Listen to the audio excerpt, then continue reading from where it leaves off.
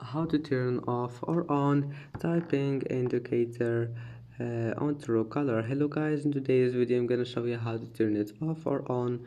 First open Truecaller and then click on your profile here. After that click settings and then click messaging.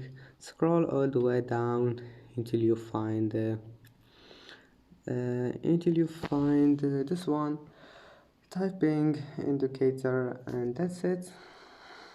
If you want to turn it off, click on it, and as you see the typing indicator is turned off, and you can turn it on again, and I hope that can help you.